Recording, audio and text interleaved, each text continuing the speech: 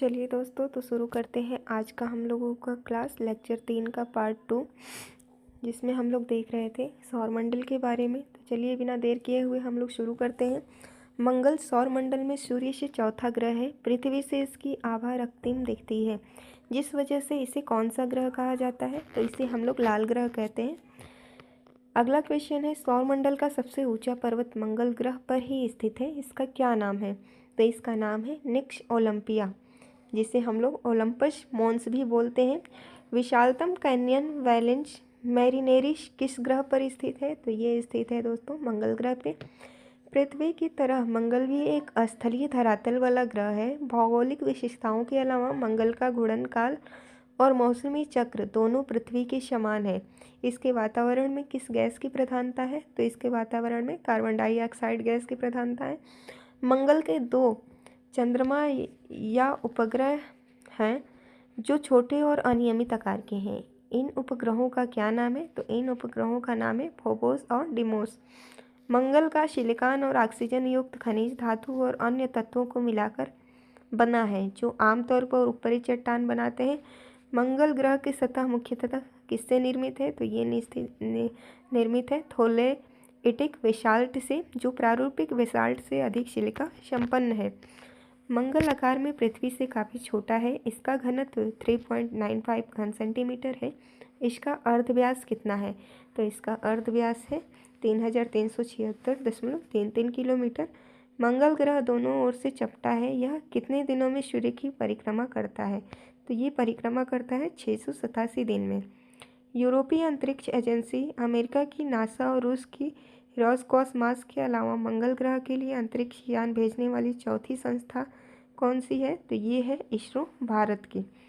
भारत ने ध्रुवीय उपग्रह प्रक्षेपण यान PSLV-C-25 के माध्यम से अपने पहले मार्स ऑर्बिटर मिशन MOM को 5 नवंबर 2013 को श्रीहरिकोटा से प्रक्षेपित किया। इसका क्या नाम रखा गया है? तो इसका नाम रखा गया है दोस्तों मंगलयान। विश्व का पहला मंगल अभियान 1960 में रूस का कोराबल 4 था, जो कील रहा था। पहला सफल अभियान कौन सा था? तो ये था मैरिनेर 4, अमेरिका का 1965। 1971 में मार्स 3 नामक ऑर्बिटल या लैंडर लाल ग्रह पर उतरने वाला पहला अंतरिक्ष यान था। इसको किस देश ने प्रक्षेपित किया था? तो इसको प्रक्षेपित किया था रूस, सोवियत संघ ने। अंतरिक्ष यान मैगलेन किस ग्रह पर भेजा गया था? तो ये भेजा गया था मंगल पे। Mars global surveyor, Mars express, Rosetta rover, spirit और अपॉर्चुनिटी क्यूरोसिटी रोवर आदि मंगल अभियान से संबंधित है। बृहस्पति आकार में सौरमंडल का सबसे बड़ा और सबसे भारी ग्रह है। यह पृथ्वी से कितना गुना बड़ा है? तो यह पृथ्वी से 1300 गुना बड़ा है।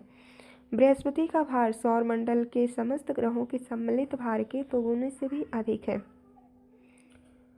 बृहस्पति की सतह पर 3 पेटियां पाई जाती हैं, जो 70,000 से 1 लाख मील की चौड़ाई में फैली हुई हैं। इसकी सतह का तापमान कितना है? तो इसकी सतह का तापमान है -150 डिग्री सेंटीग्रेड। बृहस्पति ग्रह की पेटियों में बर्फ व बादलों के जमाव का आभास होता है। यह मुख्यतः किससे बना हुआ है? तो यह बना हुआ है हाइड्रोजन व हीलियम से। इस हाल ही के खोजों के अनुसार बृहस्पति के कुल कितने उपग्रह हैं? तो कुल 79 उपग्रह हैं। अगला क्वेश्चन है, बृहस्पति के 4 उपग्रहों की खोज सबसे पहले गैलीली ने 1610 ईस्वी में की, इसलिए इन चारों को गैलीलियन उपग्रह कहा जाता है। इन 4 उपग्रहों का क्या नाम है? तो इन 4 उपग्रहों का नाम है दोस्तों आईओ, यूरोपा, गैनीमेडे और कैलिस्टो। अगला क्वेश्चन है, बृहस्पति के बाद आकार में सौरमंडल का दूसरा सबसे बड़ा ग्रह कौन सा है? तो ये है शनि। सबसे पहले किस खगोलविद ने शनि ग्रह को देखा था? तो ये देखा था गैलीलियो गैलीली ने। अगला क्वेश्चन है, शनि ग्रह आकाश में किस रंग के तारे के समान दिखाई देता है? तो ये दिखाई देता है पीला। शनि ग्रह के चारों ओर छल्ले या वलय दिखाई देते हैं, जो इस ग्रह के चारों ओर सदैव चक्कर लगाते रहते हैं। ये वलय किससे संबंधित होते हैं? तो ये संबंधित होते हैं बर्फ और चट्टानों के छोटे छोटे कणों से। शनि ग्रह के सभी छल्ले एक तल पर ही हैं। इसे 14 मुख्य भागों में बांटा गया है, जिनमें से 12 छल्ले हैं और 2 रिक्त स्थान। पृथ्वी से A, B और C छल्ले देखे जा सकते हैं। A और B छल्ले छल्लों के बीच की रिक्त स्थान को क्या कहते हैं? तो इसे हम कहते हैं कॉसिनी डिवीजन। शनि ग्रह पर वायुमंडल पाया जाता है। ठोस आंतरिक क्रोड को छोड़कर शेष भाग का गैसीय है। इनमें मुख्यतः कौन सी गैसें हैं? तो इनमें है हाइड्रोजन करीब 96% और हीलियम 4%। अगला है नासा के मुताबिक शनि ग्रहों की संख्या कितनी है? तो संख्या है 82। शनि के उपग्रहों की संख्या कितनी है? 82 है। शनि का सबसे बड़ा उपग्रह कौन सा है जिसका आकार बुध ग्रह के बराबर है? तो उसका नाम है टाइटन। शनि का कौन सा उपग्रह इसकी कक्षा में घूमने के विपरीत दिशा में परिक्रमा करता है? तो वो है फोबे। शनि की दशाएं बृहस्पति से बहुत कुछ मिलती हैं। इसकी सतह का तापमान कितना होता है? तो इसकी सतह का तापमान होता है दोस्तों -100 डिग्री सेंटीग्रेड। शनि का अर्ध व्यास 60,524.5 किलोमीटर तथा घनत्व 0.69 घन सेंटीमीटर है। यह पृथ्वी से कितना भारी है? तो यह पृथ्वी से 815 गुना भारी है। शनि ग्रह पर हवाएं पृथ्वी पर चलने वाली हवाओं से 5 गुना अधिक तेजी से चलती है। शनि ग्रह पर हवाओं की गति कितनी होती है? तो शनि ग्रह पे हवाओं की गति होती है 1800 किलोमीटर प्रति घंटे। शनि पर वायुमंडलीय दबाव पृथ्वी की तुलना में कितना गुना अधिक है? तो ये 100 गुना अधिक है। शनि को सूर्य के चारों ओर एक चक्कर लगाने में कितना समय लगता है? तो शनि को सूर्य के चारों ओर एक चक्कर लगाने में 29.4 पृथ्वी वर्ष लगता है। शनि ग्रह की सतह का गुरुत्वाकर्षण बल 10.4 प्रति सेकंड वर्ग मीटर है। और इस ग्रह का पलायन वेग कितना है?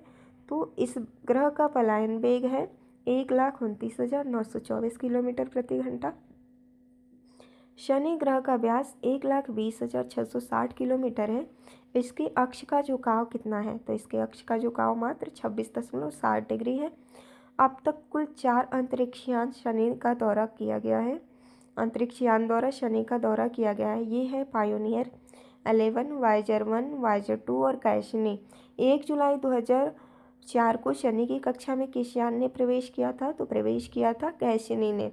सन 1781 में किसने दूरबीन की सहायता से यूरेनस ग्रह की खोज की थी, जिसके बाद सौरमंडल में वास्तविक ग्रहों की संख्या 7 हो गई थी? तो ये है विलियम हर्शेल ने।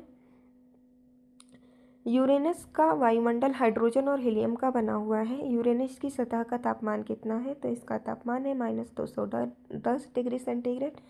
सौरमंडल में शनि, बृहस्पति, यूरेनस और नेपच्यून एक छल्लेदार ग्रह है। यूरेनस के छल्ले सौरमंडल में किस रंग के पदार्थ के बने हुए हैं? तो ये बने हुए सबसे काले पदार्थ। यूरेनस का अर्ध व्यास 23,572.7 किलोमीटर तथा औसत घनत्व 1.7 घन सेंटीमीटर है। यूरेनस का रंग नीला किस कारण से दिखता है? तो ये दिखता है द्रव मीथेन के कारण। यूरेनस पृथ्वी से 4 गुना बड़ा होता है। यह पृथ्वी से कितना गुना भारी है? तो ये पृथ्वी से 14.5 गुना भारी है। ग्रीष्म ऋतु में यूरेनस पर लगातार 20 घंटे तक सूर्य चमकता है। किस ऋतु में लगातार 20 घंटे तक अंधेरा रहता है? तो ये शीत ऋतु में। यूरेनस के उपग्रहों का नाम साहित्यिक चरित्रों जैसे Umbriel, Titania, Oberon, Cordelia, Ophelia, Juliet, Margaret, Ferdinand आदि पर रखा गया है। यूरेनस के उपग्रहों की कुल संख्या कितनी है?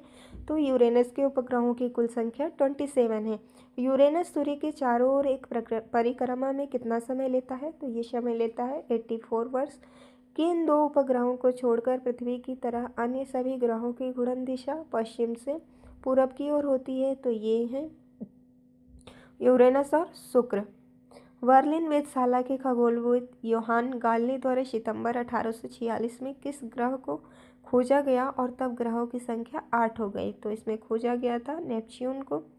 नेपच्यून के उपग्रह की कुल संख्या 14 है। इसके किस उपग्रह को सौरमंडल का सर्वाधिक ठंडा स्थान माना जाता है? तो ये है टाइटन। तापमान होता है इसका -236 डिग्री सेंटीग्रेड। नेपच्यून का आकार पृथ्वी के आकार से कुछ बड़ा है। इसका अर्ध व्यास 24,846.9 किलोमीटर और औसत घनत्व 1.6 घन सेंटीमीटर है। इसकी सतह का तापमान कितना है? तो इसकी सतह का तापमान है -210 डिग्री सेंटीग्रेड। व्यास के आधार पर नेपच्यून सौरमंडल का चौथा सबसे बड़ा ग्रह है। द्रव्यमान की दृष्टि से कौन सा ग्रह है? तो ये है तीसरा सबसे बड़ा ग्रह। बृहस्पति पहला, उसके बाद शनि, उसके बाद नेपच्यून है। नेपच्यून ग्रह के दिन के मान और उसके अक्ष का झुकाव लगभग पृथ्वी के दिन मान और झुकाव के समतुल्य है। यह ग्रह किस रंग के प्रकाश का उत्सर्जन करता है? तो ये उत्सर्जन करता है हरे रंग के प्रकाश का। सूर्य के चारों ओर एक परिक्रमा में कौन सा ग्रह अधिकतम समय लेता है? तो ये लेता है नेपच्यून। नेपच्यून एक सूर्य के बीच की औसत दूरी 4.50 अरब किलोमीटर लगभग 30.1 MAU है। नेपच्यून को सूर्य की एक पूरी परिक्रमा करने में कितने वर्ष लगते हैं? तो ये लगते हैं 164.79 वर्ष। सन 1846 में खोजे जाने के बाद किस वर्ष में जाकर के नेपच्यून ग्रह ने सूर्य की एक परिक्रमा किस वर्ष पूरी की थी? तो ये पूरी की थी वर्ष 2011 में। नेपच्यून प्राचीन रोमन धर्म ने समुद्र के देवता थे, जो स्थान प्राचीन भारत में किस देवता का रहा है, जिसकी वजह से इस ग्रह को हिंदी में वह नाम रखा गया है? तो उसका नाम है वरुण। नेपच्यून का द्रव्यमान पृथ्वी से 17 गुना अधिक है। नेपच्यून ग्रह का रंग कैसा होता है? तो इसका रंग होता है समुद्र की तरह ही नीला। नेपच्यून गैसों से बना एक विशाल ग्रह है, जिनमें यह 29% हीलियम, 80% हाइड्रोजन और मीथेन गैस के निशान की परतों से बना है। क्या इसकी सतह ठोस है? नहीं, इसकी सतह ठोस नहीं है। यदि यूरेनस के सभी उपग्रहों के द्रव्यमानों को जोड़ दिया जाए तो वह टाइटन के द्रव्यमान के आधे से भी कम होगा। टाइटन सौर मंडल का 7वां सबसे बड़ा उपग्रह है। यह मुख्यतः किस गैस से बना है? तो यह बना है नाइट्रोजन से। नेपच्यून में एक अद्वितीय चुंबकीय क्षेत्र है। यह पृथ्वी से कितना गुना ज़्यादा है? तो यह पृथ्वी से 27 गुना ज़्यादा है। जब 1989 में वायेजर 2 यान नेपच्यून के पास से गुजरा तो उस पर एक बड़ा गाढ़ा धब्बा नजर आ रहा था, जिसकी तुलना किस ग्रह के बड़े लाल धब्बे से की गई? तो ये की गई है तुलना बृहस्पति से। 24 अगस्त 2006 को विज्ञान संघ ने चेक गणराज्य की राजधानी प्राग में ग्रह की परिभाषा के नए मानक निर्धारित कर प्लूटो को ग्रहों की श्रेणी से बेदखल कर कौन सा दर्जा प्रदान किया? तो ये दर्जा प्रदान किया बौने ग्रह की। अमेरिका के 24 वर्षीय खगोलविद क्लाइड टाम्बो ने 18 फरवरी 1930 को बर्फीली सतह वाले और सौर मंडल में सूर्य से सबसे अधिक दूरी पर स्थित किस ग्रह या पिंड की खोज की? तो ये खोज की थी प्लूटो की। प्लूटो हमारे चंद्रमा से भी छोटा है। यह 596 करोड़ किलोमीटर की औसत दूरी से एक लंबी अंडाकार कक्षा में कितनी अवधि में सूर्य की एक परिक्रमा पूरी करता है? तो ये करीब 248 वर्षों में। प्लूटो की कक्षा काफ़ी विचित्र है। प्लूटो के अलावा बाकी सभी ग्रह लगभग एक समतल में सूर्य की परिक्रमा करते हैं, परंतु प्लूटो की कक्षा ग्रहों के इस समतल के साथ कितनी डिग्री का कोण बनाती है? तो ये 17 डिग्री का कोण बनाती है। प्लूटो जब सूर्य के करीब आता है तो यह नेपच्यून के कक्षा के भीतर पहुंचकर सौरमंडल का 8वां ग्रह बन जाता है और नेपच्यून बनता है 9वां ग्रह।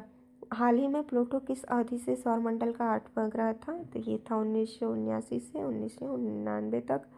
वर्ष 1987 में नासा अनुसंधानशाला USA ने सौरमंडल के किस ग्रह की खोज की जो पृथ्वी से 5 गुना भारी है और सूर्य की परिक्रमा 700 वर्ष में पूरा करता है? तो ये है कार्ला।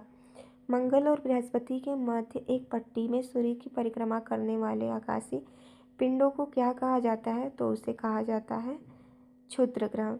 कौन सा एकमात्र क्षुद्र ग्रह है जिसे हम नग्न आंखों से देख सकते हैं? तो वो है वेस्टा। वेस्टा को हम लोग नग्न आंखों से देख सकते हैं।